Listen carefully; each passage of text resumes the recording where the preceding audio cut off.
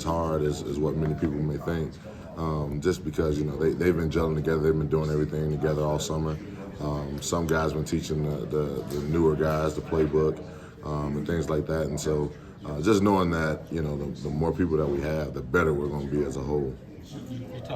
We talked to you and you said it's a rep chart, not a depth chart. Oh, 100%. How much has that created some competition, though, with the rotation? We saw a bunch of that even Saturday. It's been great because, like I tell them, I say, hey, man, it's not about how you, it's not about what you've done in the past. It's about what you do every single day. And so knowing that you got to bring it every single day, those guys have actually answered the bell. And I told them, I ain't afraid to play a freshman. If you come out and you do what you got to do, you're going to play. And so it's brought out the best out of those guys. It really has.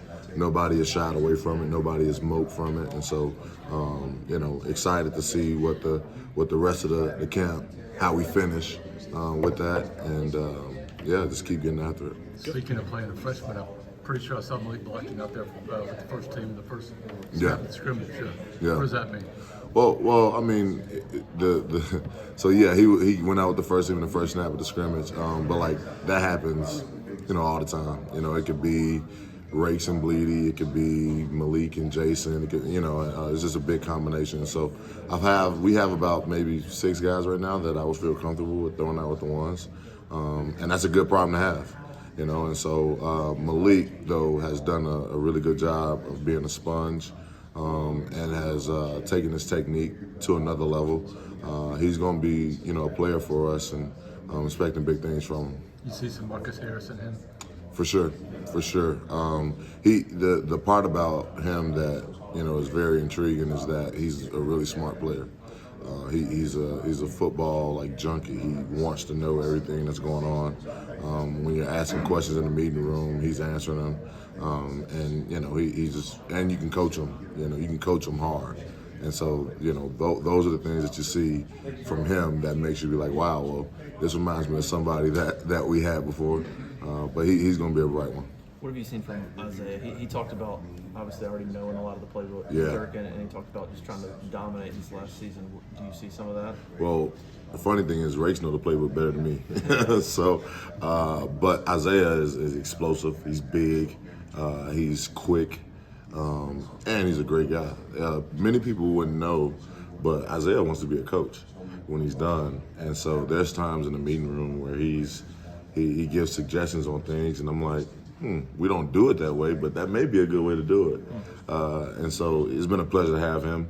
But he's a load. He's tough, and he's going to be a difference maker for us this year. How valuable is it to have a guy like that knows the defense, to be able to be another coach for you right there? It's valuable. And the beautiful thing is, the way we talk about it in the defensive line room, I don't care where it's coming from as long as it's the right stuff.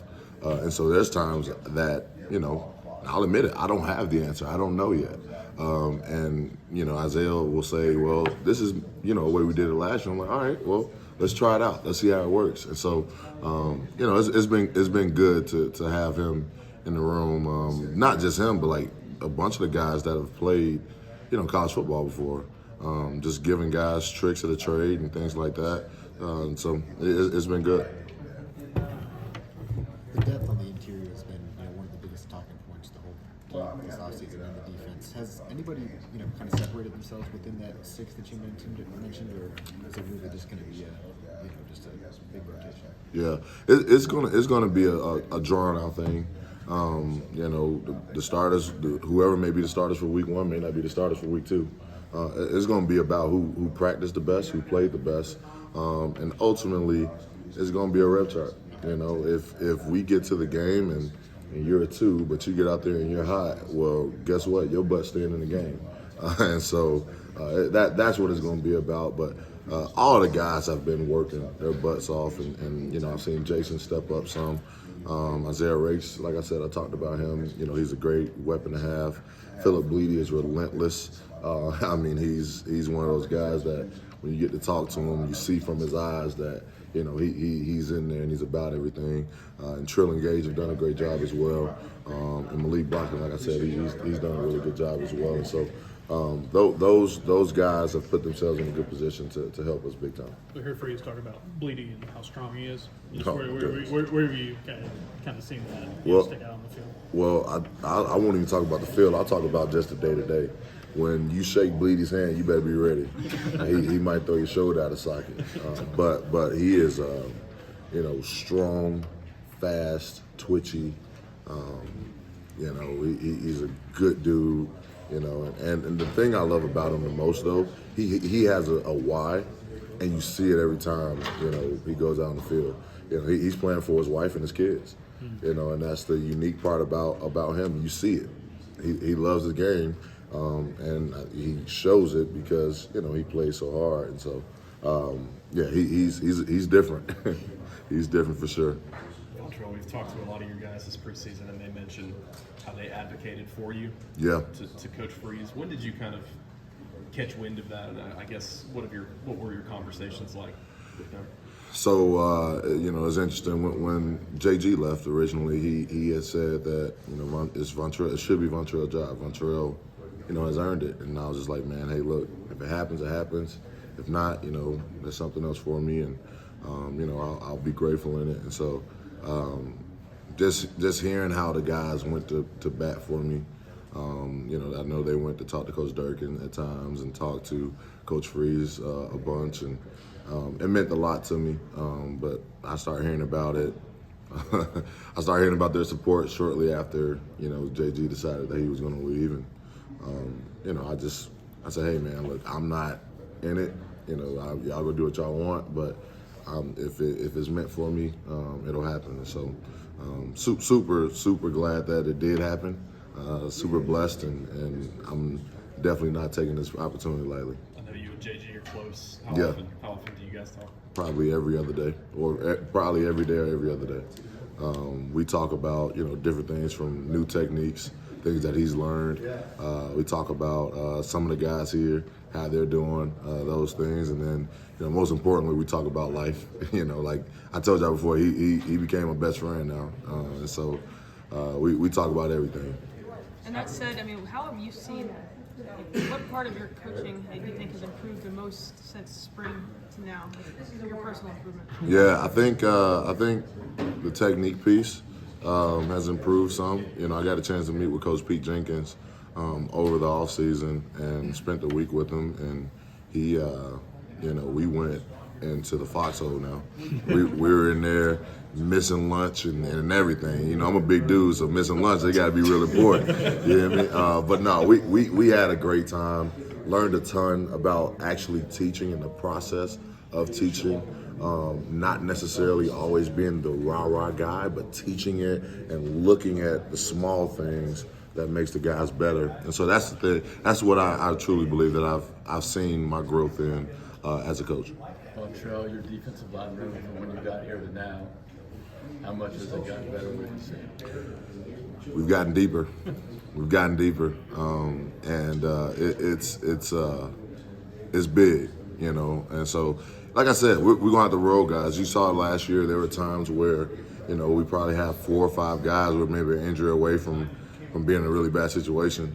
But now, feeling comfortable enough to, roll 6, maybe 7 guys. Maybe play Keldrick some inside or Z-Walk some inside, and having that flexibility to do that, you definitely feel way better about where we're going, where we're headed.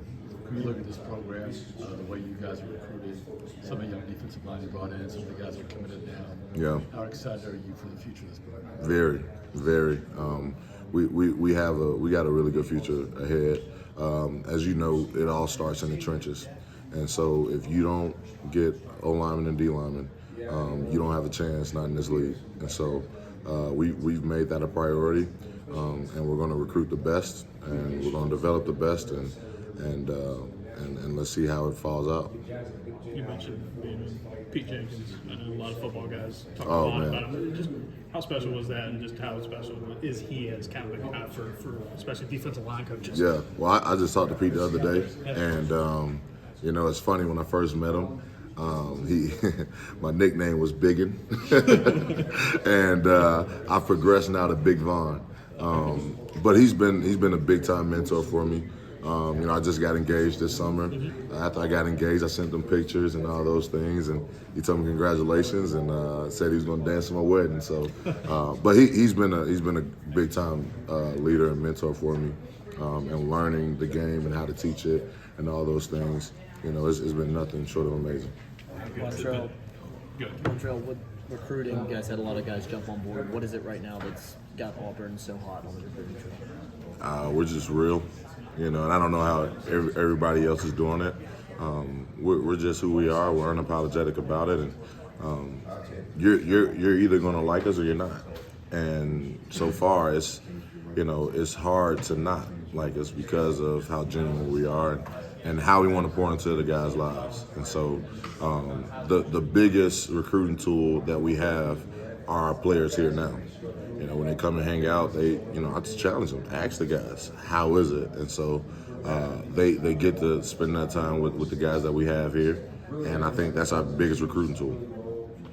Vontrell getting Lawrence to kind of be your right-hand man. I mean, how special is that, having coached him last year? And I guess what was that process like for him to jump into that right away? Yeah, so to start, so when I got the job, Coach Coca was, an assistant for me, and he's still here, and phenomenal coach. I truly believe that he's going to be probably in the same position that I am in now. This time next year, having to run his own room and all those things, phenomenal. But Coach Lawrence, it was special because he told me what he wanted to do, and he said, I want to coach. And I said, well, there's not a lot of money into it. And I told him, how I did it. And I said, hey, I volunteered for a year before I started making anything. And what Lawrence did was he volunteered for us in the spring, didn't make $1, didn't complain, was there every day, and was there late at night. And he worked his butt off. And so we had an extra GA position open that it was going to sit. And Coach Coca first brought it to me, and he said, Vontrell, we need to get this thing done. And I was like, I agree.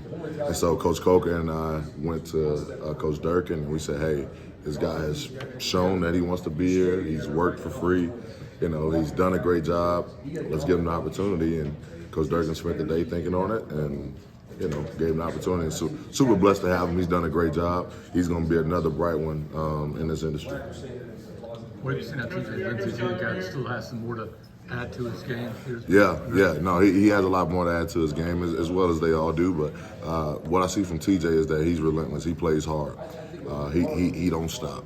And so, and he's also coachable. You can coach him hard, and you're gonna get the best everything that he has. And so, he's gonna be a work in progress. But I'm excited about where he's going.